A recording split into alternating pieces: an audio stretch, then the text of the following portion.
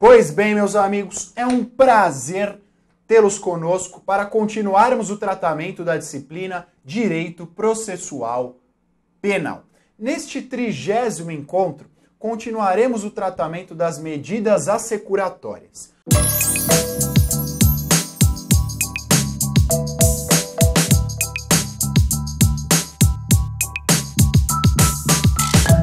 No nosso último encontro, eu falei dos aspectos relativos ao sequestro, bastando apenas a indicação acerca da aplicabilidade ou da inaplicabilidade do sequestro no que tange aos bens móveis. E por que esta dúvida, meus amigos? O artigo 125 caput do Código de Processo Penal faz menção exclusivamente aos bens imóveis. Em virtude desta disposição, há quem diga que o sequestro é incompatível com os bens móveis. Meus amigos, esta informação está equivocada. E por quê? O artigo 132 do Código de Processo Penal diz expressamente que proceder-se-á o sequestro dos bens móveis se verificadas as condições previstas no artigo 126, se não for cabível a medida regulada no capítulo 11 do título 7 do CPP. Capítulo 11, título 7, fala da apreensão, ou seja, caberá o sequestro dos bens móveis quando aquele objeto não for passível de apreensão. Tudo bem, meus amigos? Então o sequestro é compatível tanto com os bens imóveis como com os bens móveis. No que tange aos bens móveis, é necessário que vocês atentem à disposição do artigo 132. Vamos agora à hipoteca legal e ao arresto, que são as outras duas medidas assecuratórias previstas na nossa legislação. No que tange a essas medidas assecuratórias, eu gostaria de lembrar o seguinte: o sequestro, meus amigos, conforme eu já disse anteriormente, será decretado em virtude do caráter ilícito dos bens provenientes da infração. Então, praticou determinado crime, para que não haja a perpetuação deste enriquecimento ilícito, será decretado o sequestro. Então, relativo aos bens provenientes da infração penal, em virtude dos proventos decorrentes da infração penal.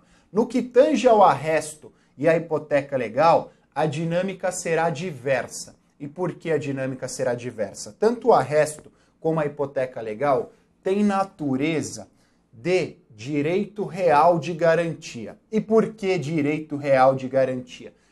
Estas duas medidas assecuratórias servirão para que eventuais ressarcimentos a serem pagos pela vítima sejam garantidos. Então, supondo que, em virtude da prática do crime, a vítima tenha tido um prejuízo de R$1 milhão, serão arrestados e posteriormente hipotecados bens que alcancem esta quantia de R$1 milhão para que a vítima seja ressarcida do prejuízo que sofreu e também para que sejam pagas eventuais indenizações por danos materiais e até por danos morais. Então a finalidade do sequestro é uma, a finalidade do arresto e da hipoteca legal é outra.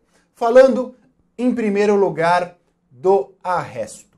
O arresto é cautelar em relação à hipoteca legal. E por que ele é cautelar em relação à hipoteca legal? Se vocês fizerem a leitura do Código de Processo Penal, especialmente do artigo 136, vocês verão o seguinte: o arresto do imóvel poderá ser decretado de início, revogando-se, porém, se no prazo de 15 dias não for promovido o processo de inscrição da hipoteca legal. Então, primeiro, os imóveis são arrestados. Portanto, o arresto, mesmo tratando de medidas assecuratórias, ele tem caráter cautelar. Em tese, o arresto é uma cautelar da cautelar, tá? O arresto será realizado e 15 dias após o arresto será realizada a hipoteca legal. A hipoteca legal é a transcrição desta garantia no registro de imóveis. Então, o autor dos fatos tem um imóvel devidamente registrado no cartório de registro de imóveis, haverá transcrição na matrícula deste imóvel da realização da hipoteca legal. Tudo bem? Então, já disse sobre esse caráter cautelar do arresto.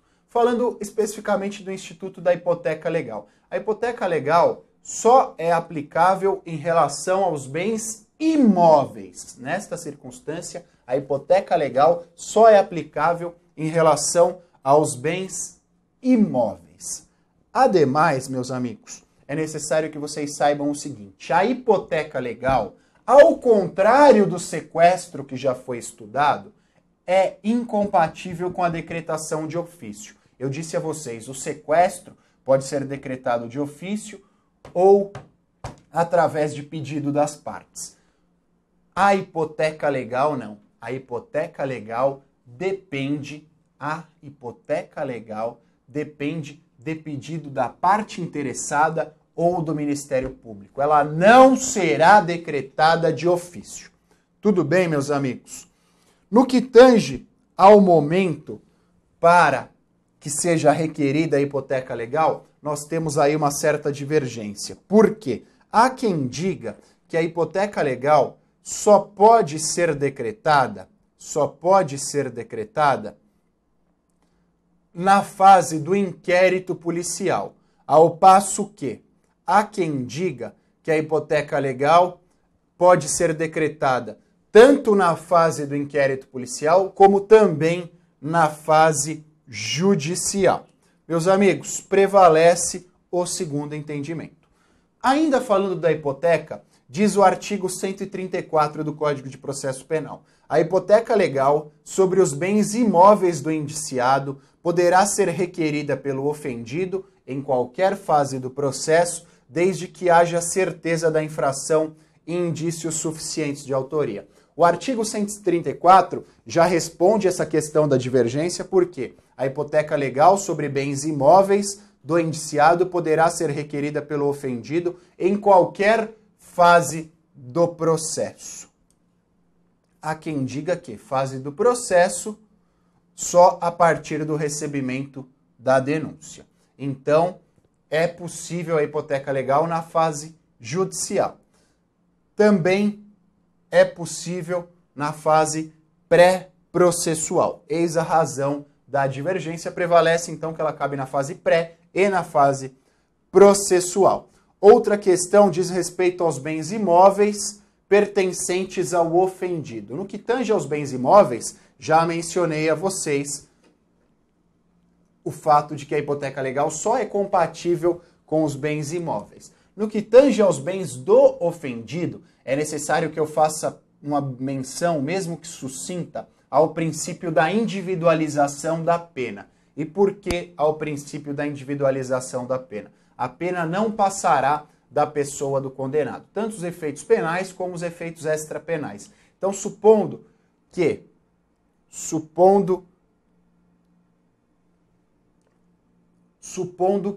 o autor dos fatos não tenha patrimônio suficiente para arcar com o prejuízo trazido à vítima, não é possível que seja imposta essa obrigação aos seus ascendentes, aos seus descendentes ou quem tenha condições para tanto, tá? Então, no que tange ao acusado, esta é a informação. Meus amigos, ainda falando da hipoteca, é necessário também que eu mencione o seguinte: quanto à sua decretação. Em sendo cumprido o procedimento disposto no artigo 135, do Código Penal, há uma discussão quanto à possibilidade de interposição de recurso em face da hipoteca.